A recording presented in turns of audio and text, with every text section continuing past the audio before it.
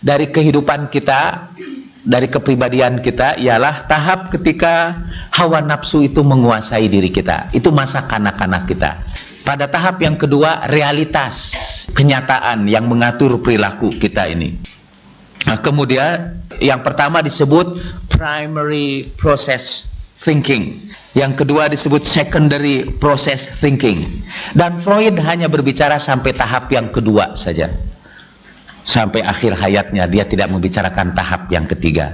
Adalah Carl Gustav Jung yang kemudian bercerita bahwa masih ada satu tahap perkembangan lagi dari kepribadian kita, dan dia menuliskannya mulai 35 tahunan atau 40 tahunan dari usia hidup kita. Mulailah kita sekarang mempersoalkan makna kehidupan kita ini. Untuk apa hidup kita ini? Fa'aina tazhabun ini. Dan itu kita mulai pada tahap 35-40 tahunan. Dalam Islam itu kita mulainya dalam usia 40 tahun. Al-Quran menyebutkannya hatta idza balagha arba'ina sanatan. Kalau dia sudah sampai usia 40 tahun, dia berdoa, Robbi auzi'ni an ashkura ni'mataka allati an'amta alayya wa ala walidayya wa a'mala salihan tardah waslih li fi dzurriyyati inni tubtu ilaika wa inni minal muslimin. Kata Carl Gustav Jung, tahap yang ketiga inilah yang memberikan kepada kita arah dari kehidupan kita. Dan sampai pada usia inilah kita mulai diganggu dalam tanda petik oleh persoalan makna hidup ini. Mau kemana perjalanan hidup kita ini? Untuk apa semua yang kita kerjakan selama ini? Dan dalam pembicaraan kita sekarang, itulah masa ketika kita mengaktifkan spiritual intelligence kita, kecerdasan spiritual kita.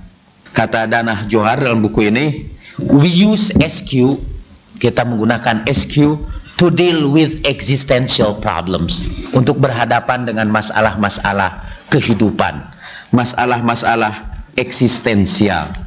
Masih kata Jung, apabila pada usia 35 sampai 40 tahunan ke atas itu kita masih mempersoalkan itu, mengejar-ngejar kesenangan hidup, masih ingin memenuhi kesenangan-kesenangan fisik, atau kecintaan-kecintaan kita masih kecintaan-kecintaan sensual, kita mengalami fiksasi juga, mengalami hambatan dalam perkembangan kepribadian. Lebih bahaya lagi kata Jung, kalau kita tidak bisa menjawab masalah eksistensial pada usia seperti itu, kita akan mengalami gangguan psikologis, gangguan-gangguan kejiwaan. Makalah saya ini dimulai dari seorang yang menderita gangguan psikologis dan dibawa kepada psikolog, dan menurut psikolog dia penderita skizofren lah, semacam gangguan kejiwaan. Padahal sebetulnya dia tidak menderita gangguan kejiwaan, dia menderita gangguan spiritual. Persoalan dia bukan persoalan psikologis, tapi persoalan ruhaniah. Sayangnya kata psikologi waktu itu belum bisa membicarakan itu. Sampai akhirnya orang yang gila ini nanti jadi psikolog dia.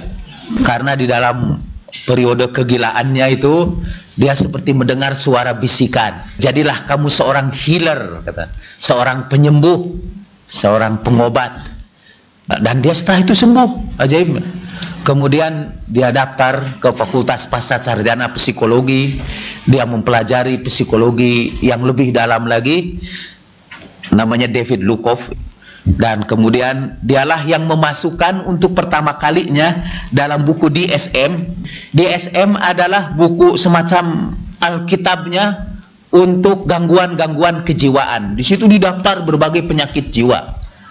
Jadi kalau dokter yang biasa punya farmakologi untuk obat-obat tertentu, ini di kalangan psikiatris itu ada DSM yang menyusun daftar berbagai gangguan kejiwaan dengan gejala-gejalanya, dengan treatmentnya gimana.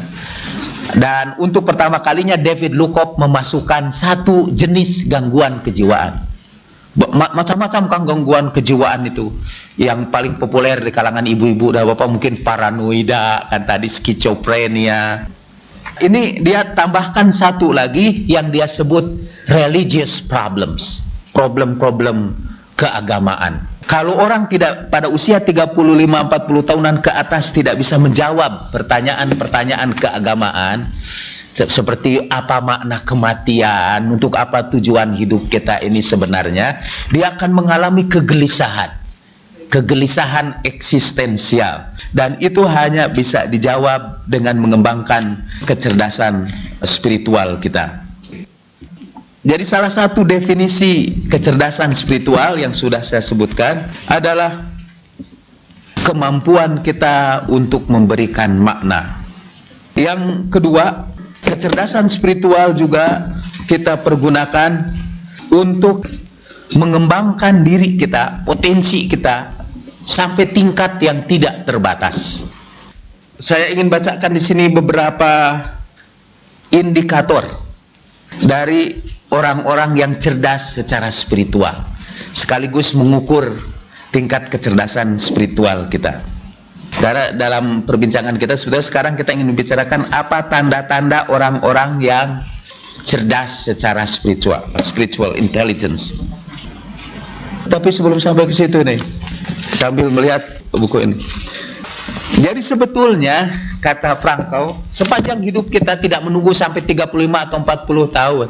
Sepanjang hidup kita selalu berusaha memberikan makna terhadap berbagai peristiwa di dalam kehidupan yang kita alami itu. Kita selalu mencoba memberikan makna. Cuma ada yang maknanya itu makna pinggiran saja, ada yang bisa memberikan makna yang lebih mendalam, yang dia sebut ultimate meaning, makna akhir. Nah, makna akhir itulah yang diberikan pada usia 35-40 tahun ke atas itu. Tapi sebelumnya sepanjang hidup kita selalu berusaha mencari makna. Bagaimana kita menemukan makna itu? Bisa lihat pada halaman 14 nanti dalam makalah ini. Servis kita kepada para peserta kuliah ini untuk hari ini luar biasa karena makalahnya siap ya, dan saya juga bicara tidak ngelantur ke sana kemari. Kalau ngelanturnya jauh sekali itu berarti kecerdasan spiritualnya emang sangat tinggi. Dalam hidup ini kita sedang berjuang mencari makna, menemukan makna hidup ini, search for meaning.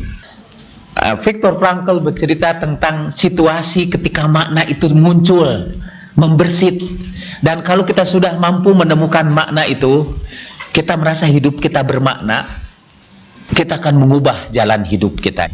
Sama seperti kawan saya yang eksekutif itu, ketika dia menemukan maknanya, dia mengubah jalan hidupnya. Nah, kapan kata kita berhasil menemukan makna itu? Pertama, makna kita temukan ketika kita menemukan diri kita, self discovery. Dulu katanya ada cerita Rabi'ah kan yang bawa lampu di siang hari. Menurut satu cerita, Rabi'ah ingin mencari orang yang melihatnya saja menyebabkan orang ingat kepada Tuhan. Tapi ada cerita versi lain.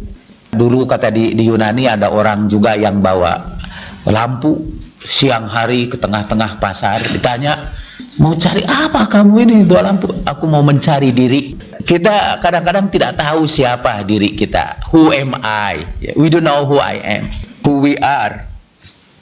Nah, makna kita temukan setelah kita sadari siapa diri kita ini. Salah satu ciri atau indikator orang yang cerdas secara spiritual adalah kesadaran dirinya. Dia tahu siapa dia ini, apa peran dia dalam hidup ini, apa misi dia. Saya ingin berikan beberapa contoh di sini. Sa'di, penyair besar Iran ini pernah kehilangan sepatunya di Masjid Damaskus. Ketika ia sedang bersungut-sungut meledakkan kejengkelannya, ia melihat seorang penceramah yang berbicara dengan senyum ceria. Tampak dalam perhatiannya bahwa penceramah itu puntung kedua kakinya. Tiba-tiba ia disadarkan. Segala kejengkelannya mencair. Ia sedih karena kehilangan sepatu, padahal di sini ada orang yang tertawa ria walaupun kehilangan kedua kakinya. Apa yang dia lihat itu menyadarkan dirinya. Tiba-tiba dia sadar. Dalam kehidupan kita sering menyaksikan sesuatu yang sederhana, tapi tiba-tiba menyadarkan kita. Ada ibu-ibu yang mungkin Ibu Ida ini bercerita, dan ibu juga ada kejadian beberapa waktu yang lalu itu ya. 2 Jumat yang lalu itu ada seorang ibu datang dari tempat yang jauh untuk menghadiri pengajian di rumah Ibu Yanti di Kemang itu. Katanya dalam perjalanan jauhnya itu, ibu itu udah tua, dia naik bisnya itu beberapa kali katanya Bu ya, 3 kali ganti-ganti itu, dan setelah sampai 3 kali dia harus jalan kaki lagi dari tempat perhentian bisnya itu ke rumah Ibu Yanti itu. Dan di jalan dia mungkin karena sakit, dia sudah roboh di jalan itu, sudah duduk menunggu sampai dia kuat kembali. Kemudian dia melanjutkan perjalanan lagi, buru-buru dia masuk ke situ, dan singkatnya cerita, dia meninggal dunia di tempat pengajian itu ya. Disaksikan oleh ibu-ibu yang hadir di sini itu, dan rupanya dia jauh-jauh itu hanya karena dia ingin mati di majelis pengajian. Buat saya dia mati di atas sayap para malaikat. Karena kata Nabi Shallallahu Alaihi Wasallam, orang yang meninggal dalam majelis ilmu kan, dia menginjak sayap para malaikat, dan mungkin sayap para malaikat itu juga yang mengantarkan ruhnya ke hadapan Allah Subhanahu Wa Taala. Saya kira ibu-ibu yang menyaksikan kejadian itu akan menemukan makna, tiba-tiba disadarkan bahwa ujung perjalanan kita itu ke sana juga. Dan apakah kita bisa mati seindah seperti kematian dia? Itu menjadi pertanyaan yang memberikan makna kepada kita. Dan Tuhan memang sepanjang hidup kita memberikan berbagai pelajaran, tidak lewat ceramah para mubalik, tapi lewat kejadian-kejadian yang sangat dramatis yang terjadi di hadapan kita, yang menantang kita untuk mencoba memberikan makna kepada tujuan hidup kita. Fa'aina tazhabun ya. Lalu kita juga menyadarkan, seperti ibu itu juga bicara, kita ini kadang-kadang menghadiri pengajian ini berangkat pakai mobil sendiri gitu ya. Itu masih saja kita kadang-kadang malas-malasan. Dia naik kendaraan umum dalam keadaan sakit, pada usia tua, tapi itu semangatnya masih tinggi. Kalau kita kemudian bertanya, kenapa kita tidak memiliki semangat setinggi dia? Kenapa kita langsung putus harapan?